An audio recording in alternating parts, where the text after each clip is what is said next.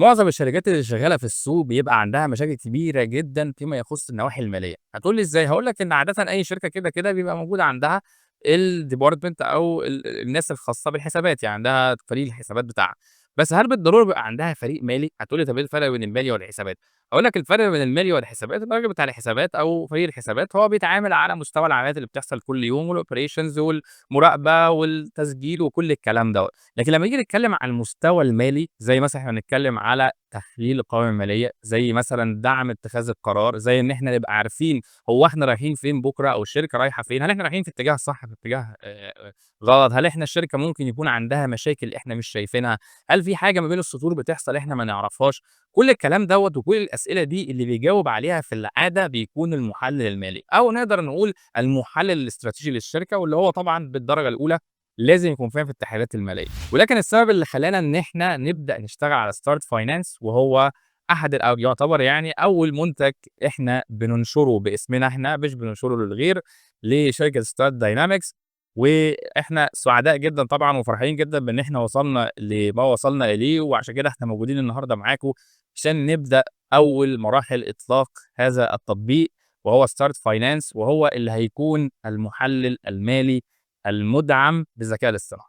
هتسألني سؤال مهم جدًا يا سيدي وتقول لي يعني إيه محلل مالي مدعوم بالذكاء الاصطناعي؟ يعني يا سيدي حرفيًا أنت هيكون معاك، أو يعني هو معاك دلوقتي، هو موجود شغال معانا وموجود وإحنا هنوريكم يعني هنعرض لكم هو بيشتغل إزاي. بس إحنا معانا حرفيًا إن شاء الله system أو ذكاء اصطناعي هو مبني عشان خاطر يحلل لك البيانات المالية، ومش أي بيانات مالية، لأ، هو عشان يحلل القوائم المالية للشركات. بغض النظر ما مدى تعقيد القايمة بتاعتك قد إيه، بغض النظر هي حجم الحسابات بتاعتك عاملة إزاي، لأ، هو قادر إن هو يتعامل مع ال3 قوائم المالية بتوعك، اللي هو الميزانية، قائمة الدخل والcash flow، وقادر إن هو يعمل لك أي نوع من أنواع التحليلات اللي بتتم على ما حدث. وممكن كمان عنده القدرة إن هو يعمل لك تحليلات استباقية، يعني يعمل لك financial models، يعمل لك modeling ويقول لك كمان أنت الشركة رايحة فين. ويقدر يقول لك أنت المفروض بُكرة تروح فين وتعمل إيه، وإيه القرارات اللي أنت المفروض تاخدها.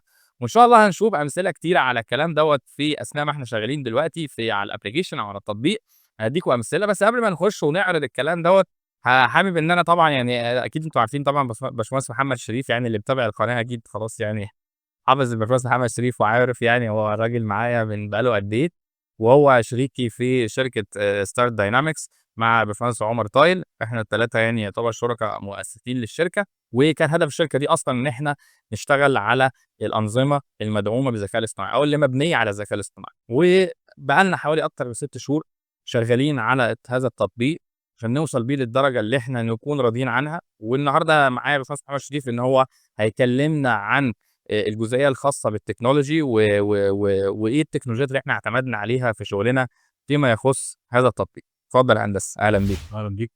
النهارده لو إحنا بنتكلم على Star Finance، من مرحلة التخطيط أصلًا للapplication كان في concern أو كان في تشديد على 4 محاور أساسية للapplication. أول حاجة وهي الarchitecture الخاصة بالapplication ككل، الfeatures بتاعته هتبقى عاملة إزاي، الback end بتاعه عامل إزاي، الfront end عامل إزاي.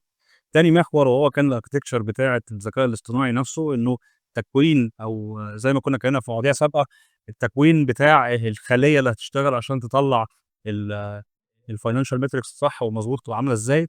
تالت حاجة وهي كان الsecurity. إحنا طبعًا ناس كتيرة بيبقى عندها concern إن الdata بتاعتها خاصةً المالية كمان إنها يحصل لها leakage أو إنها تتنشر برّه على الإنترنت. وآخر حاجة وهي الflexibility بتاعة الapplication. هو الapplication ده هيبقى flexible enough إن هو يتناسب مع الشركات كلّها، والّا هيبقى محدود لشكل معيّن أو هيئة معيّنة من البيانات. خلّينا نقول لو نتكلم على أول محور فيهم وهو الarchitecture بتاعة الapplication ككل. الapplication بتاعنا بيتكوّن من الجزء الخاص بالتحليلات المالية اللي هو بيقوم به الذكاء الاصطناعي، والجزئية التانية وهي عملية الdashboards وdata visualization. إن أنا بعد ما باطلّع التحليلات دي عايز أعرضها في صورة dashboard أقدر أعرضها على الstakeholders بتوعي، وحتى لو في shareholders كمان أقدر أعرضها عليهم. وخدنا أو راعينا في استخدام الكلام ده الlatest technology. هتلاقي الfront end بتاعنا modern جدًا، هتلاقي الdashboard بتاعتنا interactive وflexible، هتلاقي الchat bot نفسه aware باللي هو بيعمله واللي هو بيحسبه بناءً على الdesign اللي إحنا عملناه ليه. تاني محور إحنا هنتكلم عليه وهو الarchitecture بتاعة الذكاء الاصطناعي نفسه. إحنا في الذكاء الاصطناعي عشان نتغلب على مشكلات كتيره، منها الاناكيورسي اللي بتطلع في البيانات، ومنها الكونتكست ويندو، ازاي يخلي الشات بوت نفسه ما يعملش هلوسينيشن او ما يجيبش او ما يلفش كلام من عنده. فاستخدمنا اركتكشر كنا اتكلمنا عليها قبل كده، وهي المالتي ايجنت موديلنج. استخدمنا فيها الليتست تكنولوجي، ولحاجه زي كده فريم ورك مشهور جدا ومحدث، بيقدر يخلي يبقى عندي اكتر من ايجنت، بيسموهم ايجنت، يكلموا بعض، كل واحد فيهم عنده مهمه محدده صغيره، بحيث انه يعمل المهمه دي على اكمل وجه، ويباصي المهمه اللي بعد كده للبوت اللي بعده اند سو اون. وكنا طبعا اتكلمنا في حلقه سابقه عن الورك فلو ده. التالت كونسيرن عندنا، او تالت ديزاين تشويس عندنا، وهو كان الخاص بالسكيورتي. ودي مشكله مهمه موضوع السكيورتي، لان في ناس كتير هتقول لك فعلا لا انا البيانات بتاعتي ما تبقاش موجوده على النت، مش عايز بياناتي على الكلاود. فدي حاجه احنا كنا عاملين حسابها يعني. اتفضل يعني بس. احنا طبعا بنتيح الابلكيشن على اذا كان هو اون بريم سيرفر، يعني بمعنى انه ان احنا بنعمل ديبلويمنت على السيرفر الخاص بالشركه بتاعك، مش اكسبوزد على الانترنت، بحيث انه يبقى الموديل عندك هو يحتوي على بيانات الشركه، واكسسبل من داخل الشركه فقط. وده طبعا للناس اللي هي بيبقى عندها كونسيرن من الداتا ليكس. بالنسبه للشركات اللي هي اصلا بابليكلي تريدد، او انها الشركات اللي في البورصه. شركات في البورصه، فهي كده بياناتها الماليه المفروض يعني انه الصح بتاعها بيبقى متوفر اونلاين. فدي بيبقى عندها الحل اللي هو الكلاود ديبلويمنت، او انه ان احنا نعمل السيرفر على الخدمات السحابيه، هيبقى اوبشن لطيف ليها. وحتى كمان لو هي الشركه ما عندهاش كونسيرن بتاع السكيورتي بتاع البيانات الماليه، برضه الكلاود سيرفيس هيبقى اوبشن. بالضبط، وده على مستوى الموديل وعلى مستوى يعني البيانات نفسها، يعني على مستوى ان البيانات نفسها ما تكونش على السيرفيس اللي احنا عاملينها اللي على الكلاود. وفي نفس الوقت حتى بالنسبه للموديل نفسها ان هو ما يكونش بيتكلم موديل موجود على سيرفر تاني، فهو لان عشان خاطر طبعا العمليات الحسابيه والكلام ده بتروح للاي اي موديل وبعد كده ترجع يرد. فكل الكلام ده احنا عندنا التو اوبشنز. طبعا الاوبشن السهل والاسرع او الارخص والاوفر ان الموضوع طبعا يبقى كلاود. لكن طبعًا لو أنت يعني عايز الحاجة دي طبعًا، أو أي شركات اللي هي بتبقى عايزة الحاجات دي تبقى موجودة عندها هي، كل حاجة عندها مقفولة في black box. فطبعًا دوّة بيبقى حل متاح، ولكن هو الحل الأكثر طبعًا تكلفة بحبة حلوين. رابع محور إحنا كنا اتكلمنا فيه، وهو الflexibility للسيستم. هو يعني throughout الresearch period بتاعتنا لقينا إنه لو أنا خسرت نفسي على شكل معين للبيانات، إن أنا لازم آخد مثلًا بياناتي في هيئة Excel، أو إن أنا باconnect على database direct، فالكلام ده بيعمل limiting للdeployment base بتاعتك، أو الpotential customers بتوعك. فالحمد لله يعني through المجهود بتاع الشباب قدرنا نوصل لأكتر من طريقة connection مع الapplication. بقى معانا الMCP دلوقتي. منهم الMCP طبعًا. طبعًا إحنا بنتيح إنك تحط البيانات بتاعتك بأي صورة عندك، إذا كانت sheet Excel، أو إذا كانت CSV file، سواء كان عندك ERP system نقدر نconnect عليه، أو عندك database حتى خاصة بالشركة direct نconnect عليها. فكل الكلام ده الapplication flexible enough إن هو يتيح أنواع الconnection دي، وفي الآخر يوصّلك للنتيجة المرجوة إن شاء الله. بالضبط، يعني هو حتّة الconnectivity دي بالذات تبقى مهمة جدًا، لإن يعني واحدة من الأحلام بتاعتنا أو من خططنا المستقبلية يعني، واللي إحنا شغالين عليها دلوقتي، وهو إن إحنا نحوّل أنظمة الERP systems اللي موجودة دلوقتي، سواء أنظمة الERP دي كانت معمولة على الcloud أو حتى كانت on prem، إن إحنا نحوّلها تبقى تقدر تقول autonomous systems أو systems robotics. يعني هو العمليات بتحصل جواها بشكل تلقائي من agents أو من يعني عملاء للذكاء الاصطناعي، قادرة إن هي تشتغل جوّه الأنظمة دي، وتقدر تكلّم بعض وتاخد قرارات وتعمل حاجات. ده إن شاء الله دوّة هو ال ال ال أحد الحلم بتاعنا، إن إحنا نكون بنprovide solutions ده، والsolution بتاعنا يكون متكامل بالحتّة دي. إحنا بادئين دلوقتي بحتّة الfinance، ولكن مش هي دي آخر الطريق بالنسبة لنا. حتّة الfinance إحنا عندنا لسه في features كتيرة، إن شاء الله هنفضل نضيفها بعد اللي أنتم هتشوفوه. يعني أنت النهارده تقدر تخش على startfinance.ai، وساعتها أنت هتبُص على الapplication لو أنت عايز تجرّبه برضه حتى بعد ما تتفرّج عليه، بعد التجربة اللي هنشوفها دي، تقدر تخش على startfinance.ai، وتقدر إنّك تبعت لنا عشان خاطر إن إحنا ندّي لك زي demo أو access تتفرّج فيه على السيستم بيشتغل إزاي وإيه اللي بيحصل. بس برضه أنا حابب أتكلّم عن حتّة مهمة جدًا، وهي حتّة إن إحنا المراحل اللي مرّينا بيها. يعني قُصت إن إحنا بقى لنا حوالي 6 شهور، بما يفارق 6 شهور أو أكتر، شغالين على الsystem زي دوّة، لإن الناس ممكن تكون شايفة إن هو إن أنا أعمل system بالذكاء الاصطناعي، أو إن أنا أعمل حاجة مبنية على AI، أنا محتاج إن أنا أكون فاهم AI بس. بس بحقيقة الأمر يعني حتّة إن أنت تبقى فاهم الAI ده جزء ده تِرْس من مجموعة تروس كتير بتشتغل. بالضبط. زي أي application بيتم، آآ لازم بيبقى في عناصر كتيرة، أو في components كتيرة. قواعد البيانات بنحطها فين، component الback end اللي بيشتغل فيها الlogic وإيه اللي هيحصل ويحصل إمتى ويحصل إزاي، الfront end اللي هي واجهة المستخدم اللي في الآخر المستخدم النهائي بيتفرج عليها، وبنزود بقى على ال3 main components دول طبعًا حتة الserver أو الdeployment اللي على الcloud اللي هو الحاجة دي بتبقى موجودة على server عشان تعرف توصل لها بالdomain. فبعيدًا عن الcomponents الرئيسية دي، فطبعًا الcomponent بقى اللي بيبقى مضاف للجزئية دي هو الAI نفسه، ودوّة اللي هو بيخلّي التعامل في كل العناصر التانية دي مختلف شوية أو محتاج شوية إعادة ترتيب، عشان خاطر التعامل مع الذكاء الاصطناعي في الأول وفي الآخر أنت بتتعامل مع حاجة أنت مش الرد بتاعها مش دايمًا ثابت، يعني ودوّة بييجي لcomponent اللي هو خاص جوّه بقى حتة الذكاء الاصطناعي وهو حاجة زي الprompt engineering، وإن إحنا إزاي نوصل لlevel prompting ونوصل بprompt engineering إن هو يبقى محكم. يعني الفريق كان بيقعد يجرّب مجموعة كبيرة جدًا من الأسئلة ويقعد يجرّبها مرّة، يعني يجرّبها كتير كل شوية يجرّبها، بعد كل تحديث أو تغيير في الsystem بنرجع تاني نعمل الtesting من أول وجديد. يعني leave alone بقى الحتة الأولانية خالص لمّا إحنا في بداية الأمر خالص لمّا كنا أصلًا بنجرّب أكتر من model في الذكاء الاصطناعي وأكتر من عقل اصطناعي نشتغل عليه، فكنا بنحاول نشوف مين العقل الأفضل فيما يخص النواحي المالية. لأن زي ما أنت شايف النهارده في models كتير جدًا، في model متقدمة من DeepSeek وفي من llama وفي بتاع OpenAI وفي Claude وفي بتاع جوجل، في كتير أوي، ولكن هنلاقي إن هو كل واحد منهم عنده نقاط قوة ونقاط ضعف، بالضبط. مش كلهم متميزين في كل حتة. وطبعًا حتة الhallucination وحتة إن إحنا النهارده لمّا نيجي نتكلم في بيانات مالية، تحديدًا قوائم مالية، فأنت بتبقى عندك أكتر يعني 3 قوائم مالية على فترة زمنية طويلة مثلًا، يعني مثلًا إن أنا معايا قوائم مالية مثلًا ل4 سنين، ل5 سنين، ل10 سنين، فحجم بيانات برضه ممكن ما يكونش قليل بالنسبة للذكاء الاصطناعي إن هو يشتغل عليه. ف فال ال ال ال الرحلة بتاعتنا في الdevelopment كانت بدأت في الأول إن إحنا نعرف نطلّع chat area، نعرف نطلّع chat تتكلم معاه، ودي على قد ما هي حاجة ممكن تبان بسيطة شوية أو يعني أنت هتعمل chat bot يعني اعمل chat يعني، بس بالنسبة طبعًا إن إحنا شركة يعني إحنا فاتحين الشركة بقى لنا حوالي 8 شهور أو حاجة أو 9 شهور، شركة يعني كإن إحنا بقينا شغالين officially full operations يعني، قبلها طبعًا كنا شغالين في مرحلة تجارب وtesting في حاجات تانية وما كناش لسه اشتغلنا على الsystem دوّة. لكن من ساعة ما بدأنا officially فإحنا كانت مرحلة استكشاف، مرحلة research طويلة جدًا.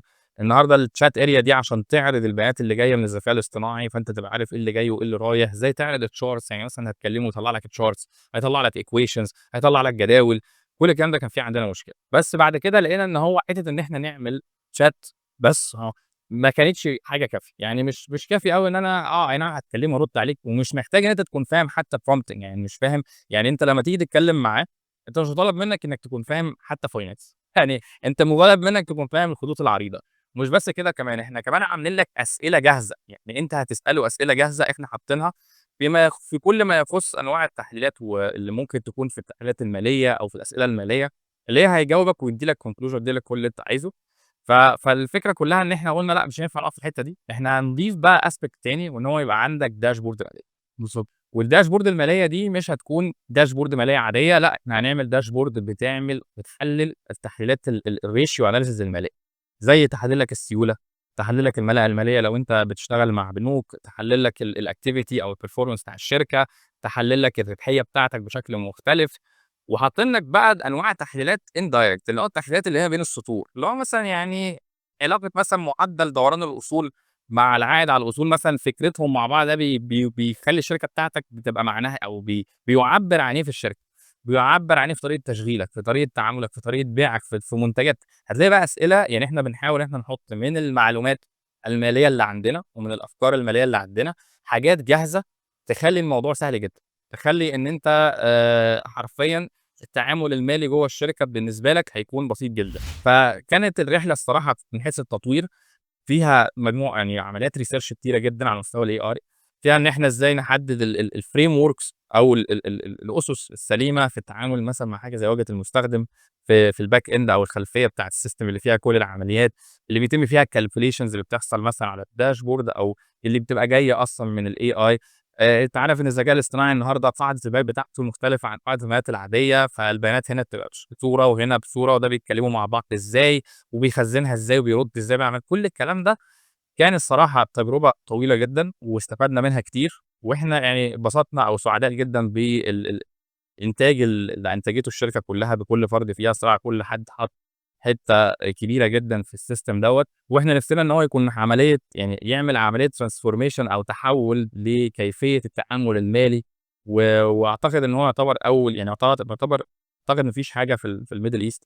طبعا على مستوى العالم اكيد في ممكن حاجات مشابهه او كده، بس على مستوى الميدل ايست ما اعتقدش ان في سيستم او ابلكيشن يعني بيعمل او باصص على الحته دي او بيعمل في الجزئيه دي، وان هو ان هو يعني على الليفل اي اي.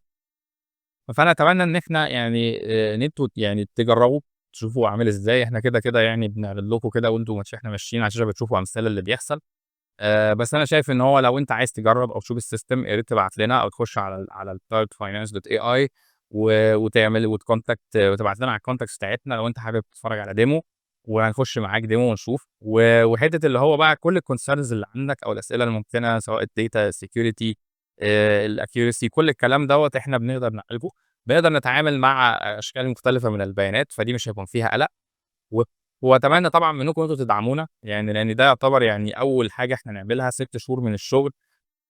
إحنا يعني كل حاجة معمولة إحنا تمويل ذاتي، يعني كل الشغل دوّة هو بالتمويل الذاتي، إحنا ما معناش مستثمرين، ومش هدفي إن أنا أكون بادوّر على المستثمرين، علشان أنا شايف إن هو لو إحنا طلّعنا product قوي وأخد دعم حلو، أنا شايف إن هو دعم الcommunity ودعم الناس ممكن يكون هو حاجة اللي تقدر تاخد منتج زي ده توصّله في حتت تانية أكبر، لإن إحنا يعني لسه عندنا خطط كبيرة جدًا وتوسعات كبيرة جدًا وfeatures حلوة جدًا للموضوع دوّة.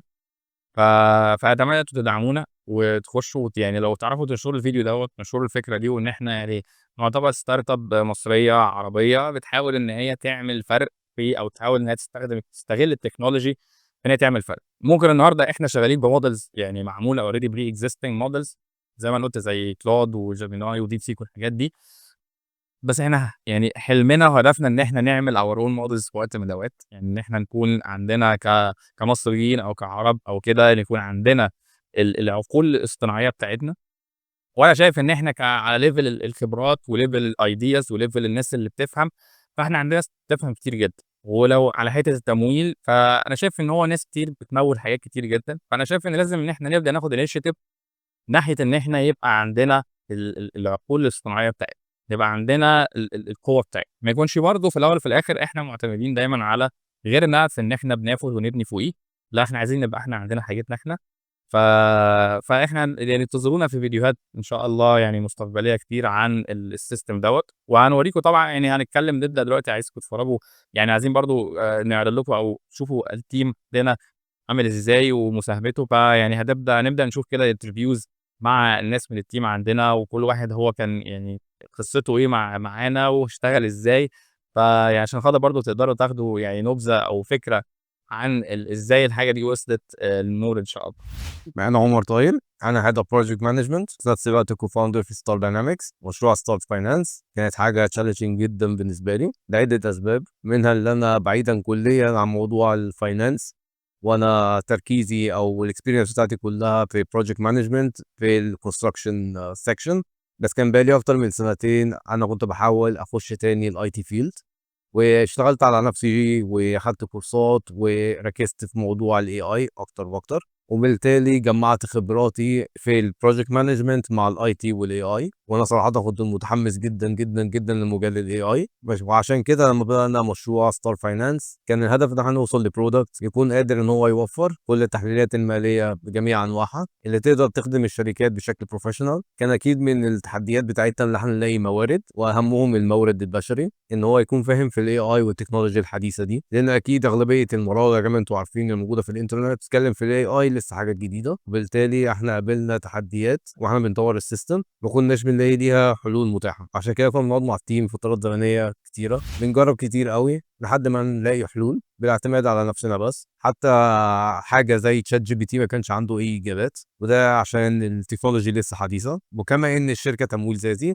والحاجات دي انا كنت مبسوط بيها جدا هو التيم اللي كان معانا، وعلى الرغم ان كان في ناس معانا جونيورز الا ان هو كان ميزه مش عيب، علشان التكنولوجيا الحديثه دي كان محتاجه عقول جديده عندها القدره انها توصل وتريسيرش وتعمل مجهود ضخم عشان يثبتوا نفسهم وعشان يحققوا حاجه. وده اللي حصل في المشروع، ان احنا اتفاجئنا بالمجهود الرائع اللي محطوط من التيم وامكانياتهم الكبيره. الصراحه هم قدروا ان هم ياخدوا المشروع في مكان ما كناش متخيلينه، وان المشروع ان هو يخلص في 6 شهور فده رقم قياسي. واكيد ده مش نهايه المشروع، احنا لسه عندنا خطط تطويريه كبيره جدا، بس مش هنعرف الاتجاه اللي احنا المفروض نمشي فيه الا لو انتوا ساعدتونا انكم تجربوا السيستم، وعايزينكم تبعتوا لنا وتخشوا تجربوا السيستم معانا عشان نعرف الحاجات اللي احنا ممكن نتطور فيها ونحسنها. فخشوا على startfinance.ai وجربوا معانا السيستم وخليكم جزء من الرحله بتاعتنا، واتمنى ان هو يعجبكم. انا احمد محمد، خريج حاسبات وذكاء اصطناعي جامعه حلوان دفعه 23. طبعا انا انضمامي لستار داينامكس ليه قصه طويله، وصراحه انا واحد شايف ان ده يعني من كرم وفضل من ربنا ان الواحد عرف يلاقي شغل في البوزيشن اللي الواحد فيه دلوقتي. القصه للي مهتم يعرف بكل بساطه، انا كنت بطور من نفسي في كورس تبع ديبي اللي يعرفها، اللي هي رواد مصر الرقميه. انا كنت من اول دفعه اشتركت في المنحه، وفيها بالصدفة اتعرّفت على باشمهندس محمد العسّال. كان في موقف بسيط، كانت مشكلة بسيطة واجهته أنا كنت عارف حلّها، فكنت قاعد جنبي بالصدفة وعرضت عليه الحل بتاعها وعجبه الحل، والموضوع كان وِدّي جدًا، فبدأ يتعرّف عليّا يقول لي أنا مين، عرّفته على نفسي وحكيت له إن أنا باطوّر من نفسي وبادوّر على شغل. فمن هنا بدأ القصة بتاعتي مع ستار داينامكس، إن هو عرض عليّا لو كده أjoin، وفكّرت في الموضوع، الحمد لله ربنا كرمني ودخلت وعملت interview اتقبلت، واتعرّفت على الteam كلّهم ناس محترمة وكويسة جدًا. طبعًا بعد ما joined الteam ودخلت جوّه، لقيت إن الموضوع ما بقاش بس معتمد على فكرة إن إحنا عايزين نطوّر chatbot أو AI بس، لأ ده هو الموضوع مربّط بكذا field حوالين منّه، منهم طبعًا الback end والfront end. وبعد كده اكتشفنا إن في خطوة كمان أنا ما كنتش عامل حسابي ليها، اللي هي الdeployment. هو كان في فعليًا تحديات كتيرة، وأولهم أصلًا كان الback end، لإن أنا الbackground بتاعتي زي ما قُلت في الأول إن أنا تبع الAI، فأنا مركّز أكتر مع الAI وإزاي ننهانسه وإزاي نfine tune نtrain. في الآخر هتعمل الagent ذات نفسه وتبتدي تshow الحاجة زي كده كagent separate. إنما دلوقتي أنا باعمله كproject كامل، مش مجرد بس assistant على جنب أو حاجة demo باوريها لحد. فبالتالي أنا محتاج أفهم أكتر back end، محتاج أفهم أكتر database، أmanage الكلام ده كله، وأعمل حاجة كمان اللي هي الAPIs، عشان خاطر طبعًا أنا مش connect الموضوع ده كله لوحده، لازم database والback end يبقوا الاتنين متربطين كمان مع الfront end. فالموضوع كان فيه challenges كتيرة وتحديات كتيرة، إن أنا باتعلم كل دوًّا وأنا ما جربتش فيه قبل كده. وطبعًا يعني الفضل كله يرجع للباشمهندسين اللي معايا، كانوا معايا وخطوة واحدة واحدة وبديت أتعلم وكبرت والحمد لله استفدت. وطبعًا في تحديات تانية بالنسبة للAI ذات نفسه، إن إحنا زي ما الباشمهندس قال إحنا في عندنا كذا موديل، مين فيهم الأحسن، مين فيهم اللي هيبقى مفيد في الfield اللي إحنا عاوزينه دوًّا. أنت بتجرب كم كبير من الmodels بأحجام مختلفة وبتfine tune على قد ما أنت قادر يعني في إمكانياتك وفي حدودك الحالية، وبتحاول تطلّع أحسن جودة تقدر عليها. فده بالذات نفسه كان تحدي. وبعد ما تخلّص الكلام ده كله، أنت بتيجي بعد كده محتاج تlink إن كل user لازمًا يكون ليه الprivacy بتاعته، الconversations لازمًا تكون separate، الmessages تكون linked ببعض. الكلام ده كله أنت دلوقتي ما بقيتش تستخدم مجرد AI agent ومشغّله لوحده أو personal bot وبتتكلم معاه، لأ أنت دلوقتي بتتكلم كsystem وبتخلّيه يشتغل على الwhole system، مش مجرد بس الconversation دي أو الmessage دي بس، أو إن هو بيرد على جزئية معيّنة. لأ هو معاك دلوقتي، بيفكّر معاك، بيساعدك، تقدر تمشي معاه في conversation كبيرة جدًا وطويلة جدًا، وتطلع منه معلومات كويسة. حتى لو أنت ما عندكش خلفية كبيرة، الموضوع حاولنا نبسّطه بشكل كبير جدًا، وبإذن الله يعني يبقى سهل وسلس ومرن معاكم، وتقدروا تجربوه وتبصوا عليه وتدونا الfeedback بتاعكم. ده بالنسبة للchatbot. بالنسبة في حاجات كمان من ضمن الfeatures الdashboards كانت تحدي تاني، لإن أنا الfield بتاعي أصلًا computer science وengineer، ما ليش علاقة بالfinance وما كانش عندي خلفية عنها. فإن أنا أخش في حاجة زي كده، دي برضه كانت challenge تاني. وقعدت مع باشمهندس محمد وكنا بنقعد ونطلّع الequations ذات نفسها على الExcel، واحتجت أفهم أكتر الequation بتمشي إزاي، لإن طبعًا تشتغل تimplement حاجة وأنت مش فاهمها، فأنت محتاج تفهم وبعدين تفكّر أنت هتعمل الكلام ده إزاي كcoding وتراوته وتلينكه إزاي، وبعدين تطلّعه، وبعد ما تطلّعه كمان تشوف هل كده تمام، الفورمات طالع كويس، في مشكلة هنا، في مشكلة هنا. أنت بتربّط الدنيا كلّها لحد ما تطلّع الحاجة، والحمد لله الحاجة طلعت وشغّالة، وبإذن الله تكون الإعجاب. هاي يا جماعة، إيه الأخبار؟ أنا أشرقت محمد front end developer في ستار داينامكس. النهارده هكلمكم عن رحلتي في ستار داينامكس as front end. المشروع عندنا هنا كان بيعتمد على ال AI والفاينانس، وده طبعا كان challenge بالنسبة لي لأن أنا ما عنديش خبرة في ال AI أو الفاينانس، فبدأت ألجأ للتيم وأعرف من خلاله إزاي أدير with ال AI والفاينانس وأوظف إزاي ده في الفرونت end. المحور بيعتمد على researches كتيرة والimprovement لحد الحمد لله، وقدرنا نوصل لحاجة كويسة جدًا، وقابلنا challenges كتيرة جدًا في الchat area بحيث إن إحنا ناخد الAI response بتاعنا ونرندره بطريقة صح، إن كل الequations والformula الtables وأي حاجة تانية تظهر بطريقة perfect في الchat area بتاعنا. كمان بدأنا نفكر إن إزاي الchat area دي تبقى سهلة وبتساعد الناس، فزودنا ready prompt. ready prompts دي الuser بيقدر من خلالها يستخدمها علشان يلاقي perfect syntax للسؤال اللي عايز يسأله، فبنسهل عليه. طب أنا عندي واتعلمت وعرفت السنتكس بتاعتي دلوقتي، وأنا بادخل كل شهر كل شوية بابقى عاوز، فكرنا تاني إن إحنا نimprove ونعمل نوع custom prompts، إن أنا من خلاله باقدر أضيف الprompts الخاصة بيّا من غير ما أقدر أعملها كل مرة، أنا باضيفها مرة واحدة وخلاص. بعد كده كبرنا المشروع إن هو بس ما بقاش chatbot AI chatbot بس، بعد كده بقى financial analyst كامل، زودنا عليه الdashboards علشان تبقى ملمة بكل الداتا بتاعة الfinance، وأنا طبعًا ما كانش عندي أي خبرة في الfinance، فبدأت ألجأ للteam إن أنا أفهم الfinance data وإن إزاي هادير معاها، وإن أنا هافهم الحاجات دي واستخدمها إزاي عندي في الfront end. فبالتالي بمساعدة الteam بدأت أتعلم الحاجات دي كلها واستخدمها وأوظّفها عندي في الكود، والحمد لله وصلت لحاجة كويسة جدًا، وطبعًا level كويس جدًا بمساعدة الteam، وطلّعنا الdashboards بجد الحمد لله في مستوى كويس. الأول طبعًا ما كانتش كده، وقعدنا مع الteam وعملنا improvement للdesign وimprovement للcharts والحاجات دي كلها، فبالتالي ظهر زي ما هو ظاهر قدامكم على الشاشة. وطبعًا كل ده هيتم بمساعدتكم لينا، وإنكم تدعمونا وتجربوا الproject ده وتدخلوا على startfinance.ai تبعتوا لينا الdata بتاعتكم علشان نbook demo ونبدأ معاكم ونجرب المشروع. طبعًا في ناس كتير موجودة برضه في الخلفية، يعني معانا في ستار داينامكس وساهمت في الشغل ده، ممكن هم يعني بيتكسفوا شوية أو مش يطلعوا قصاد الكاميرا، بس يعني السيستم دوّة فيه ناس كتير ساهمت فيه عشان يوصل للنور، وفي ناس كمان حتى ساهمت فيه. هاقول لك إن هو يعني مش يعني في ناس من العقول الناس اللي هي يعني اللي عندها خبرات كبيرة ساهمت معانا حتى بدون مقابل، ودي حاجة لمجرد إن هم عايزين يشوفوا حاجة زي دي تطلع. فأنا فعلًا باتمنى من أي حد بيشوف الفيديو دوّة أو أي حد يشوف السيستم دوّة إن هو يعني يحاول يدعمنا قدر الاستطاعة. إحنا يعني هدفنا نعمل حاجة فعلًا وعايزين نوصل لحتة كويسة، فيعني لازم ندعم بعض، وإحنا من غير دعمكم ومن غير دعم الcommunity ومن غير ما الناس هتحاول إن هي تظهر حاجة زي دي وتطلعها، فإحنا مش هنروح في حتة. فمن غير الsupport اللي موجود في الcommunity بتاعنا وإن إحنا دايمًا يبقى ضهرنا في ضهر بعض، فإحنا مش هنروح في حتة. فأتمنى إن يعني تكونوا أنتم اتبسطتوا باللي شفتوه النهارده، أتمنى تخشوا تتفرجوا وتشوفوا وتبعتوا لنا ونجرب مع بعض، ويعني وشكرًا ليكم، وأشوفكم دايمًا على خير إن شاء الله.